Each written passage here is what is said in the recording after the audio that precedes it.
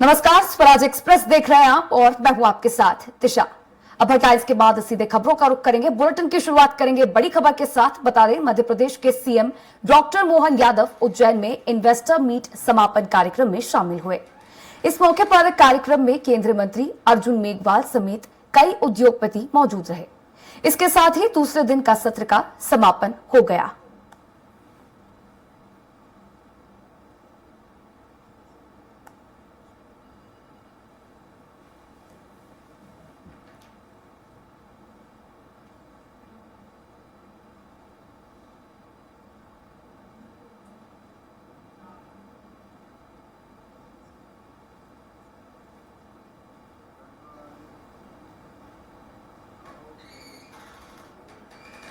चलिए अब खरगोन से आ रही बड़ी खबर का रुख कर लेते हैं। बता दें, मुशायरा के दौरान जमकर हंगामा हुआ। मुशायरा सुनने आए लोगों ने जमकर कुर्सियां फेंकी। सोशल मीडिया पर इसका वीडियो वायरल हो रहा है। वहीं कुर्सी चलने के दौरान मौजूद पुलिस कर्मियों ने भीड़ को तितर बितर करने के लिए हल्का बल का प्रयोग भी किया। दरअसल नवग्रह मेला समापन को लेकर नगर पालिका परिषद ने मुशायरे का आयोजन किया था और मुस्लिम जनप्रतिनिधियों की मौजूदगी में जमकर आपसी विवाद हंगामे में तब्दील हो गया। वहीं ये घटना कोतवाली थाने के अंजुमन नगर के जमजम मार्केट की बताई जा रही है।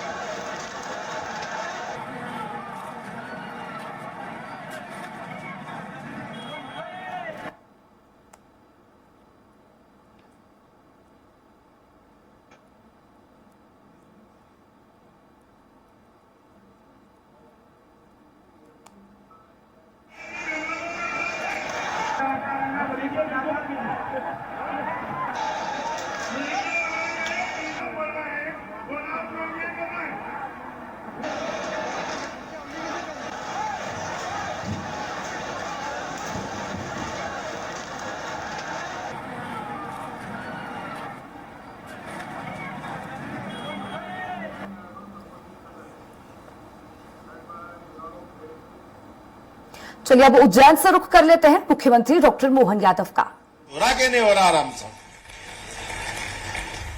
जयशंकर प्रसाद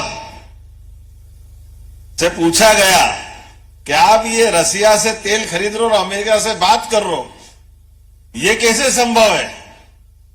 तो उन्होंने कहा मोदी है तो ये एहसास कोई करा सकता है क्या?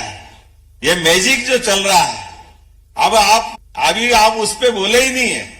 आपने कहा कि न्याय संहिता को बदल करके, दंड संहिता को बदल के न्याय संहिता स्थापित की। कानून अंग्रेजों के हिसाब से जब कानून बनाते तो वो दंड देकर के अपनी ताकत का एहसास कराते थे। हमारे यहां तो हजारों साल से, और ये विक्रमादित्य का विक्रमोत्सव का तीसरा दिन है। विक्रमादित्य के कई गुणों के कारण से विक्रमादित्य जाने जाते थे। तो विक्रमादित्य न्याय परंपरा के लिए सबसे बड़ा मापदंड स्थापित करते आए और मूल रूप से माननीय अर्जुन जी मेघवाल जी से विक्रमादित्य विषय को चर्चा हुई लेकर के। तो आपकी भी वो अभी चूंकि आपने समय कम है और उनको दूसरे कार्यक्रम में भी जाना, वहां बोलना है, तो वहां का समय ले लिया। लेकिन विक्रमादित्य के उस गुण से प्रभावित होकर के हमारी न्याय के मापदंड और उसका प्रतिमान भी बदला। आपने कहा कि आंख बंद करके कोई तराजू लेकर के न्याय करने में कभी सक्षम नहीं हो सकता। आंख की पट्टी खोलने का काम भी मोदी है तो ये जो आंख की पट्टी बांध करके कोई न्याय होता है क्या? ये काला कानून और कितनी पिक्चरें देखी थी अपन ने पुराने जमाने में। तो कानून केवल बातों से नहीं चलता है, कानून संवेदनाओं से चलता है, आंख खोल करके देखने के साथ। और हमारे यहां तो आंख भी अलग अलग मानी गई है। आंख तो खुलेगा लेकिन ज्ञान चक्षु उसके और भी पीछे देख रहा है। ये जो हमारी परंपरा है जिसके कारण से भारत हजारों हजार साल से जाना जाता है। एक बार पूरे मंच का अभिनंदन करें। मेरे एक और मित्र यहां बैठे मंत्री हैं गौतम टेटवाल जी, आपका भी अभिनंदन है। और यहां उद्योगपति भी सारे बैठे हैं, श्री एच.ई. नीलेश कुमार जी, श्री दिनेश पाटीदार जी शक्ति पंप्स वाले, आनंद बांगर जी, हमारे जाम्बिया के एच.ई. परसी पी चंदा जी, आपका भी अभिनंदन है।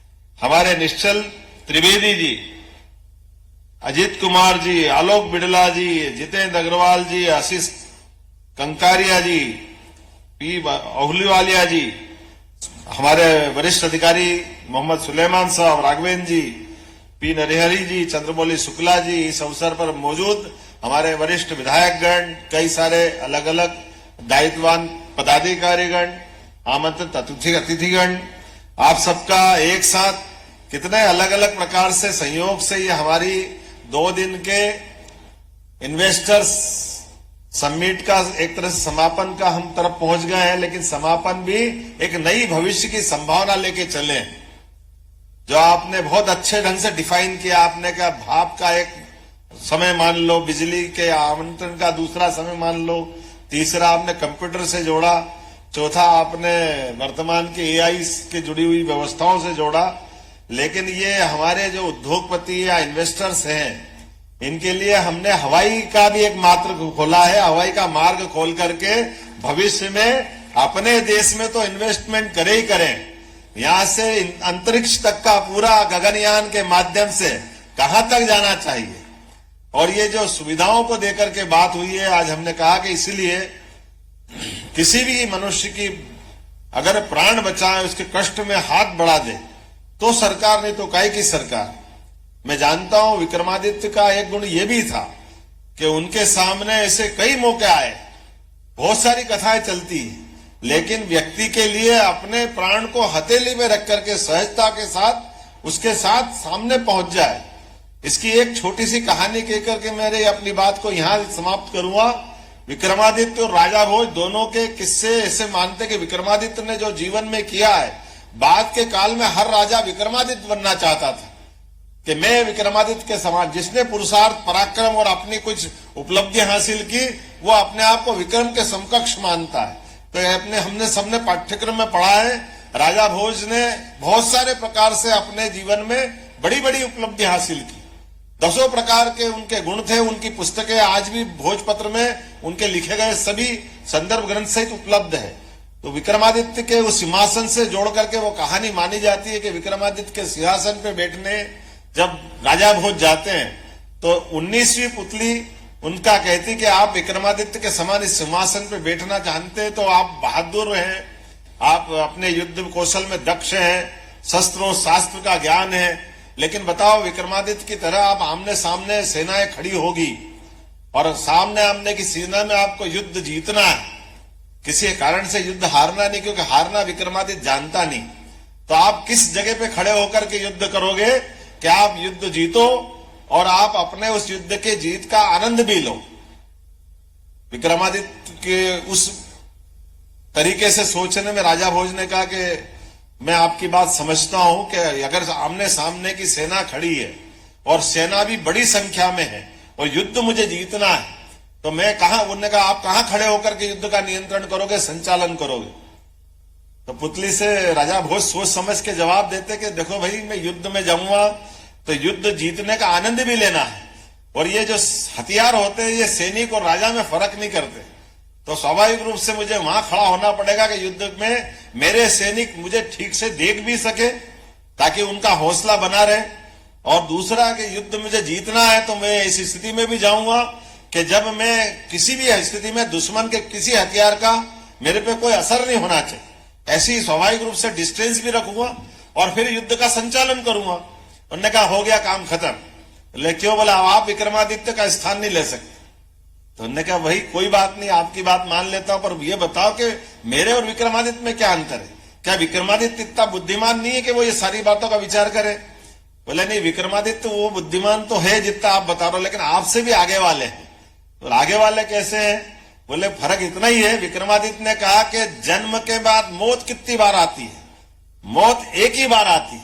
और जैसे आपने कहा कि मैं यहां खड़ूंगा तो मरूंगा और यहां खड़ूंगा तो नहीं मरूंगा, ये खड़ा होने का जो आपने अंतर कर लिया, इसका मतलब है आपके अंदर डर आ गया, और जहां डर है वहां विक्रम हो ही नहीं सकता है। जो निडर है वही विक्रमादित्य हो सकता है। ये हमारे लिए कितने बड़े बड़े उदाहरण है, कितने बड़े बड़े अलग अलग प्रकार के संदर्भ हैं जिनके माध्यम से हम सारी बातों को अपने जीवन में भी अंगीकार कर सकते, धारण कर सकते। आज के इस अवसर पर चूंकि हम जहां हैं ये महाकाल की नगरी, और महाकाल की नगरी को समझने के लिए महाकाल क्या होते हैं इसको समझना है तो हमको थोड़ी सी दूसरी ढंग से बात समझना पड़ेगी। समय और प्रलय, काल की नगरी, महाकाल की नगरी। ऐसा कहते कि सृष्टि का प्रारंभ हमारी इस चतुर्युग की प्रारंभ के साथ होता है। सतयुग, द्वापर, त्रेता, कलयुग, ये चारों की चतुर्युग मिला के 64,000 साल की होती है। और 64,000 साल की जिस चतुर्युग में चारे युग के प्रारंभ के बाद फिर क्या होता है, तो जब तक ये संसार सृष्टि है तब तक समय है। जैसे ही समय समाप्त होगा ये सृष्टि समाप्त हो जाएगी। ना सूर्य, ना चंद्र, ना तारे, ना ब्रह्मांड की व्यवस्था, ये सब नष्ट होंगे, प्रलय आएगा।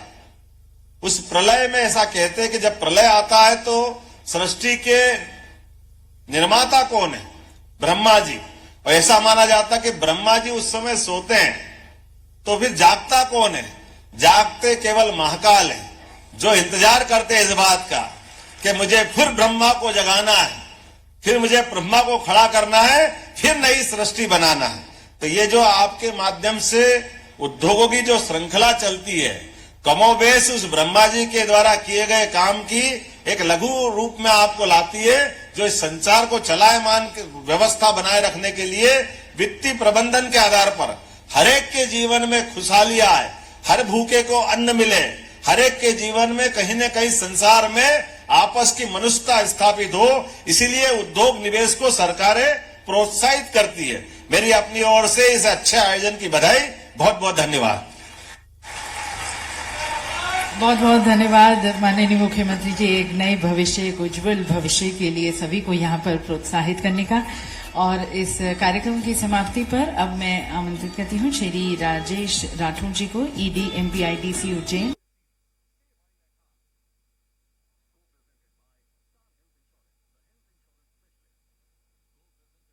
भावी कानून व्यवस्था और सुशासन का जो नया दौर शुरू हुआ है वो हमारे सामने रखने का, और यकीनन सभी यहाँ पर उपस्थित